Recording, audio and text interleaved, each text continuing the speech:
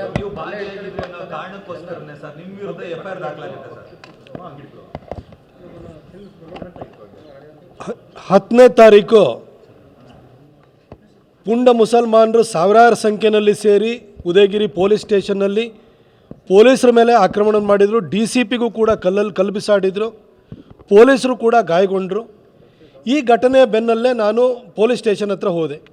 ಕೊನೆಗೆ ನಮ್ಮ ವಿರೋಧ ಪಕ್ಷದ ನಾಯಕರಾಗಿರುವಂಥ ಆರ್ ಅಶೋಕಣ್ಣವರಿಗೆ ಮಾತಾಡಿ ಪೊಲೀಸರಿಗೆ ಆತ್ಮಸ್ಥೈರ್ಯವನ್ನು ತುಂಬೋ ಕೆಲಸವನ್ನು ನಾವು ಮಾಡಬೇಕು ಅಂತೇಳಿ ಹೇಳಿ ಕೊನೆಗೆ ಅಶೋಕಣ್ಣವರು ಬೆಂಗಳೂರಿಂದ ಬಂದು ಸ್ಟೇಷನಿಗೆ ಭೇಟಿ ಕೊಟ್ಟು ನೀವು ಕಮ್ಮಿ ಸಂಖ್ಯೆಯಲ್ಲಿದ್ದರೂ ಕೂಡ ಸಾವಿರಾರು ಜನ ಪುಂಡ್ರನ್ನ ನೀವು ಕಂಟ್ರೋಲ್ ಮಾಡಿದ್ದೀರಿ ಅಂತ ಹೇಳಿ ಅವರಿಗೆ ಮೆಚ್ಚುಗೆ ಮಾತನಾಡಿ ಪೊಲೀಸರಿಗೆ ನೀವು ಧೈರ್ಯದಿಂದ ಯಾರ್ಯಾರು ಇದರಲ್ಲಿ ಈ ಘಟನೆಯಲ್ಲಿ ಭಾಗಿಯಾಗಿದ್ದಾರೆ ಅವರೆಲ್ಲ ನೀವು ಪತ್ತೆ ಹಚ್ಚಿ ಅವ್ರನ್ನ ಅರೆಸ್ಟ್ ಮಾಡಿ ಅವ್ರನ್ನ ಕಾನೂನಿನ ಕುಣಿಕೆಗೆ ಅವ್ರನ್ನ ಸಿಲುಕಿಸಬೇಕು ಅಂತ ಹೇಳಿ ಧೈರ್ಯದ ಮಾತನಾಡಿದರು.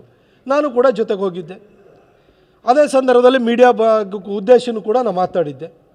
ಆದರೆ ನನ್ನ ಮೇಲೆ FIR ಹಾಕೋಕ್ಕಾಗ್ತಿದ್ದಾರೆ. ಈಗ ಸಿದ್ದರಾಮಯ್ಯನವರು ಸರ್ಕಾರ ಬಂದಾದಮೇಲೆ ಅವರ ಚುನಾವಣೆ ಸಂದರ್ಭದಲ್ಲಿ ವರುಣದಲ್ಲಿ 2 ಕೇಸ್ ಹಾಕಿದ್ರು, 2 FIR ಮಾಡಿದರು. ಶಿಗ್ಗಾವಿನಲ್ಲಿ ಒಂದು FIR ಮಾಡಿದರು. ಆನಂತರ ದಾವಣಗೆರೆಯಲ್ಲಿ FIR ಮಾಡಿದರು. ಶಹಾಪುರದಲ್ಲಿ FIR ಮಾಡಿದರು. ಬೆಂಗಳೂರಿನಲ್ಲಿ ಪುನೀತ್ ಕೆರಳೆ ವಿಚಾರದಲ್ಲಿ ಬಸವೇಶ್ವರ ನಗರದಲ್ಲಿ ಒಂದು FIR ಮಾಡಿದ್ದಾರೆ, ಹಾಗೂ ಮಾಗಡಿನಲ್ಲಿ ಒಂದು FIR ಮಾಡಿದ್ರು. ಈಗ ಉದಯಗಿರಿ ಸ್ಟೇಷನಲ್ಲಿ FIR ಮಾಡಿದ್ದಾರೆ. ಹೀಗೆ ಸಾಲಾಗಿ ನನ್ನನ್ನೇನು FIR ಮಾಡಿ ನನ್ನನ್ನೇನು ಆತ್ಮಸ್ಥೈರ್ಯವನ್ನು ಕುಗ್ಗಿಸಬೇಕು, ಮನೆಯಿಂದ ಹೊರಗಡೆ ಬರಬಾರ್ದು ಅಂತೇಳಿ ಹೇಳ್ಬಿಟ್ಟು ಉದ್ದೇಶದಿಂದ ಮಾಡ್ತಾಯಿದ್ದಾರೆ ಅಂತ ಅನಿಸ್ತಿದೆ. ಆಯಿತು.